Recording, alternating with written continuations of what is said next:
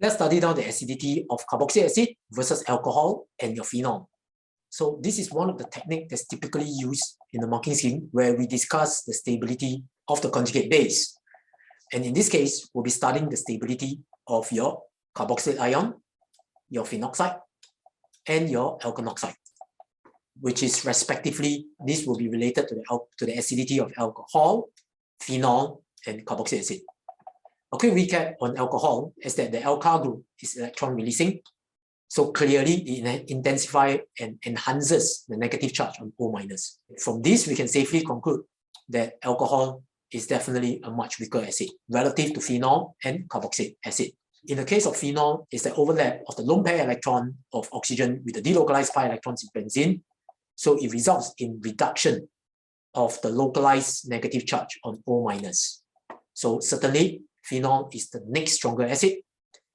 In the case of carboxylic acid, it is the strongest, and we can present that with two arguments. The first argument is that the negative charge is dispersed across the two oxygen, because you can see that in one moment, the oxygen at the top could be O-. In the next moment, the oxygen below is negatively charged.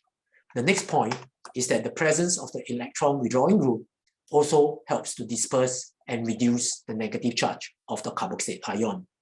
Hence, because of this, carboxylic acid is the stronger acid. And a quick recap is to remember that carboxylic acid can react with your sodium carbonate, sodium hydroxide, and sodium. Phenol can only react with sodium, hydroxide, and sodium, while alcohol can only react with sodium. In using the concept of the stability of the conjugate base, we can further derive a couple of other pointers to help us determine the strength of the organic acid. The first of which is obviously the presence of highly electronegative withdrawing atom or groups of atoms. So like in the case of fluorine, we know that fluorine is one of the most electronegative atoms, so it could have a great electron withdrawing effect. Relative that to chlorine, which is still strong but slightly smaller, and bromine will be just a little bit, and finally your iodine could actually be negligible. We know that in fluoroacetic acid, once it lost the H+ to become a CO2-, the negative charge on the CO2- will be dispersed effectively due to the highly electronegative fluorine, and therefore because of that, it is a stronger acid. If it's a stronger acid, it has a higher Ka, therefore its pKa is lower. So hence, in conclusion, this is a stronger acid, while this is the weaker acid. The first pointer that we just concluded is that it's looking at the type of electron withdrawing groups. The next pointer is the number of the electron withdrawing groups. So clearly, in this case, if I have 3 chlorine here, then certainly I expect this to be the stronger acid. And therefore, since my Ka is higher, hence my pKa is in fact the lowest. On the contrary to that, if I relative this to your ethanoic acid, whereby your alkyl group is in fact electron releasing, certainly we expect this to be the weakest acid. The final pointer is the position at which this electron withdrawing group is being attached. If the electron withdrawing group move by so much than 1 carbon away from carboxylic acid, we need to note that in actual fact, the electron withdrawing effect drops dramatically. That's the reason why typically you just consider electron withdrawing group that is bonded to the adjacent carbon atoms to the carboxyl group. And in this example that is here, we're specifically looking at this group. So the very moment if the electron withdrawing group is actually bonded to another carbon atoms, which is further away, you do note that electron withdrawing effect becomes less significant. Therefore, the ability to disperse the negative charge on the carboxylate becomes less effective. Another example to look at is to compare ethanoic acid or acetic acid and to look at the per-acetic acid. The difference is that when both ionizers to form in the presence of water to release the H+, you will see that the conjugate base for these is not resonance stabilized relative to that of your carboxylate ion. And hence, because of this, we will conclude to say that carboxylic acid, or in this case, your ethanoic or acetic acid, is a stronger acid because the negative charge is now dispersed over 2 oxygen atoms relative to the conjugate base drawn here.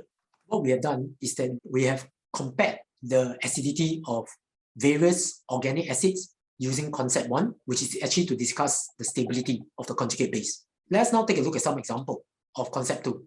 In concept 2, we'll be using Ka, Kb equal to Kw. So we're going to highlight some examples for that, whereby we are asked to compare the strength of acid, but you will be arguing that the Kb is stronger or weaker for one of the covalent compound, and from there conclude whether the Ka is higher or lower. Let's take a look at the next example. In this example that we have, we're comparing Ka1 and Ka2.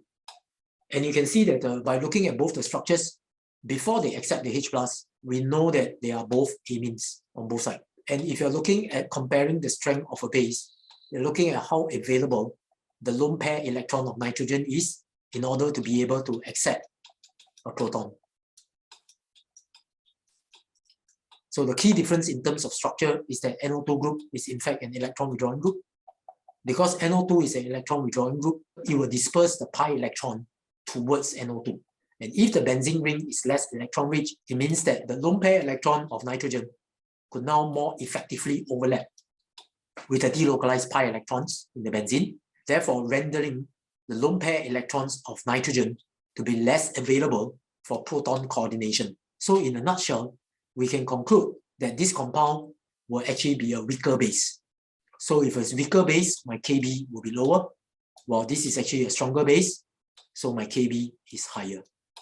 So using the relationship Ka-Kb equal to Kw, we can therefore conclude to say that if Kb1 is high, so Ka1 is low, and therefore Ka2 is high. So in conclusion, we can say that this compound is a stronger acid.